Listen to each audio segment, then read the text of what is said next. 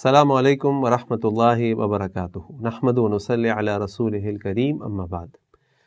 ہم میں سے ہر شخص یہ چاہتا ہے کہ اس کا مال بڑھ جائے، اس کی آمدنی بڑھ جائے، تاکہ وہ اپنی زندگی کو بہترین طریقے سے گزار سکے اور صرف اللہ کا محتاج ہو اور اللہ کے بندوں کی اس کو بالکل کوئی محتاجگی نہ ہو۔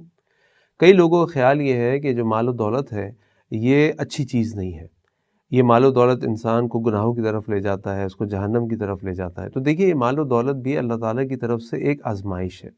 جو لوگ اس مال و دولت کو اپنی مرضی سے استعمال کرتے ہیں، اپنی دنیاوی، اپنی نفسانی خواہشات کے پیچھے اس کو ختم کر ڈالتے ہیں، اپنی نفسانی خواہشات کے لیے اس کو خرچ کرتے ہیں بغیر یہ دیکھے کہ اللہ اس کے رسول کے کیا احکامات، تو یقیناً یہ ان کے لیے گناہ کا باعث بن جاتا ہے، ان کی تباہی کا باعث بن جاتا ہے۔ لیکن اگر لوگ اس مال و دولت کی نعمت کو اللہ تعالیٰ کے بتائے ہوئے طریقے سے استعمال کریں، اپنی جائز ضروریات پہ خرچ کریں، فضول خرچی نہ کریں، اسراف نہ کریں، اور لوگوں کی فلاح بہبود کے لیے اور دین کی سربلندی کے لیے خرچ کریں، تو یہ مال انسان کو جنت میں لے جانے کا باعث بن جاتا ہے۔ ہم دیکھتے ہیں کہ اللہ کے نبی صلی اللہ علیہ وسلم کی زندگی میں، ان کی سیرت میں کئی صحابہ ایسے آئے کہ جن کو اللہ تعالیٰ نے بہت مال دیا اور اس مال کے ذریعے انہوں نے جنت کمائی۔ عبد الرحمن بن عوف رضی اللہ عنہ، ابوبکر صدیق رضی اللہ عنہ، اسی طرح عثمان غنی رضی اللہ عنہ۔ جب مسلمان ہجرت کر کے مدینہ آئے تو مدینہ میں میٹھے پانی کا ایک ہی کنواں تھا جس کا نام تھا بئر روما۔ اللہ کے نبی صلی اللہ علیہ وسلم نے اعلان فرمایا کہ جو بئر روما کو خریدے گا اس کے لیے جنت ہے، اور اس موقع پہ حضرت عثمان غنی رضی اللہ عنہ نے اپنے ذاتی مال سے اس بئر روما کی قیمت ادا کی، اور وہ قیمت ادا کر کے اس کو مسلمانوں کے لیے وقف کر دیا۔ اسی طرح اللہ کے نبی صلی اللہ علیہ وسلم نے غزوہ تبوک کے موقع پر جب فنڈ ریزنگ شروع کی اور کہا کہ بھئی مسلمان اپنا مال جمع کریں، ہمیں اس غزوے کے لیے مال کی ضرورت ہے، تو حضرت عثمان غنی رضی اللہ عنہ 940 اونٹ، 60 گھوڑے اور 10,000 دینار لے کر آ گئے۔ اگر آپ ایک اونٹ کی قیمت بھی آج کے دور میں لگائیں تو کم از کم بھی لاکھ روپے کا اونٹ ہوتا ہے، تو 940 اونٹ کتنے کے ہوئے؟ 9,40,00,000۔ اس کے بعد 60 گھوڑے، اس کے بعد 10,000 دینار، تو یہ 10 کروڑ روپے سے اوپر رقم عثمان غنی رضی اللہ عنہ یکمش اللہ کے نبی صلی اللہ علیہ وسلم کی خدمت میں انہیں لا کے پیش کر دی۔ اور اللہ کے نبی صلی اللہ علیہ وسلم نے اس موقع پہ فرمایا، ما ضر عثمان ما عمل بعد اليوم، کہ آج کے دن کے بعد عثمان کو اس کا کوئی عمل اس کو ضرر نہیں دے گا، عثمان فی الجنہ، عثمان جنت میں ہے۔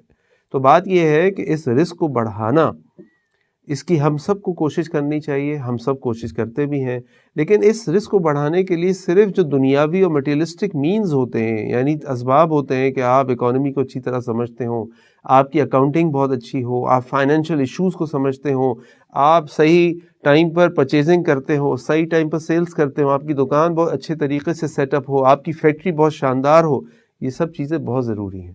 لیکن ان تمام چیزوں کے ساتھ جو اور بہت اہم اسباب ہیں، وہ اسباب ہیں جو قرآن و سنت نے ہمیں بتائیں، اور وہ اسباب انشاءاللہ میں آپ کے سامنے ذکر کروں گا۔ ان میں سے جو سب سے پہلا سبب ہے وہ ہے شکر۔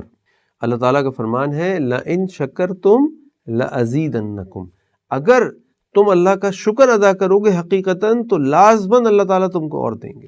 یعنی انسان کسی بھی حالت میں ہو، لیکن اگر وہ اللہ کا شکر ادا کرے، اپنے مال کے بارے میں، اپنی صحت کے بارے میں، اپنے گھر والوں کے بارے میں، اپنی پوری زندگی کے بارے میں، اللہ تعالیٰ اس کو اور دیں گے۔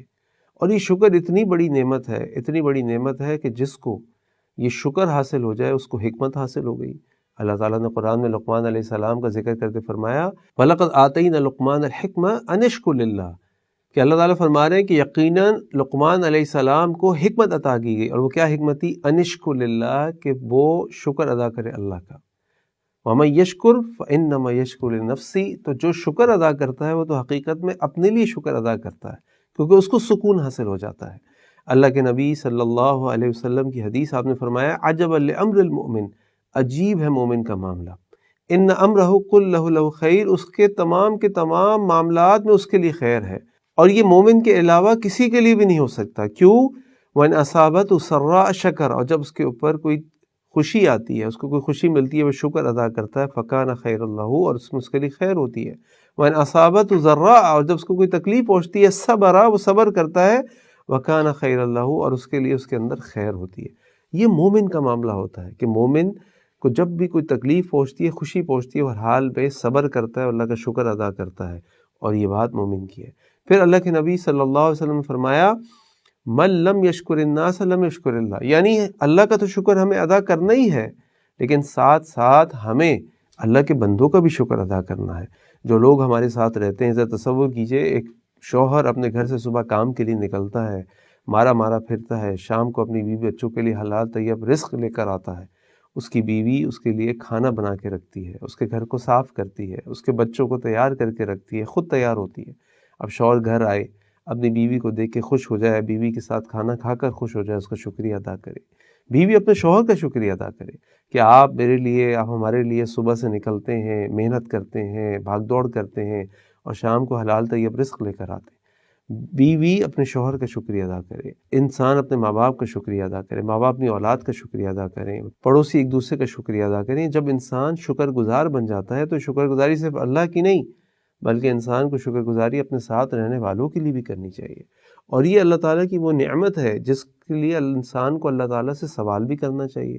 اللہ کے نبی صلی اللہ علیہ وسلم نے حضرت معاذ رضی اللہ عنہ کو دعا سکھائی جو ہر فرض نماز کے بعد پڑھنا مسنون ہے، اللہم اعنی علی ذکرک و شکرک و حسن عبادتک، اے اللہ میں آپ سے سوال کرتا ہوں، میری مدد فرمائیے اپنے ذکر کے لیے، اپنے شکر کے لیے، اور اپنی اچھی عبادت کے لیے۔ تو یہ شکر اللہ کی بہت بڑی نعمت ہے۔ اور آپ کو پتہ ہے کہ آسمان کے نیچے اور زمین کے اوپر انسان کے لیے سب سے بڑی نعمت کون سی ہے؟ وہ نعمت ہے اسلام کی نعمت، وہ نعمت ہے ایمان کی نعمت۔